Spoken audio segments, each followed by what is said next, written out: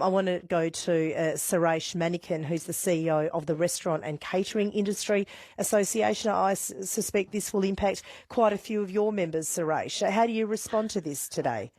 Yeah, good morning. Yes, it will impact a number of our members, but also I'd suggest that it will impact the entire economy. As we know, wages are not just any wage decision is not just sort of contained within a certain group and a certain area. It will permeate throughout the whole economy. So this is a decision that will affect all of us in time. Will it though? Because we're talking about the lowest paid workers here. Well, we're taking a couple of dollars an hour.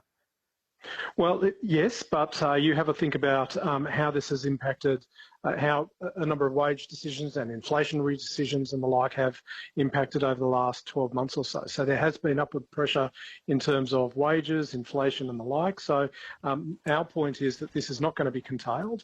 It is not going to be contained within one certain subset of the workforce, and it just goes throughout the whole economy.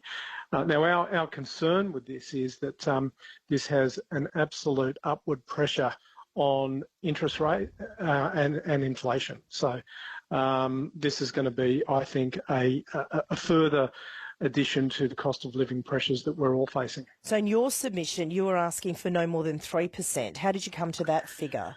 Yeah, so we that's correct. We did look at a range of different sort of issues within our sector, one of which was obviously wages, others were cost of living pressures and the broader economy. We then tested that with our industry and our sector, and we thought that 3% wage rise would have been a appropriate and reasonable approach. Okay, now I'm getting a lot of texts like this one from a listener who says any business that can't afford a couple of dollars a day should shut their doors right now. Well, I mean, that text is sort of close to the bone because there are a number of businesses out there who are suffering. And they're suffering because of the cost of living pressures. And the problem with that is that these businesses, the mum and dad businesses out there, the small home mum and dad businesses are exactly the businesses that employ a whole lot of Australians. So we know that the pressure is beginning to mount. We know that it's becoming very real.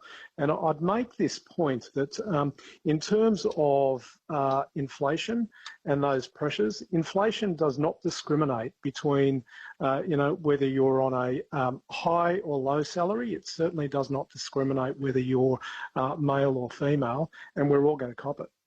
I'll leave it there. Appreciate your time.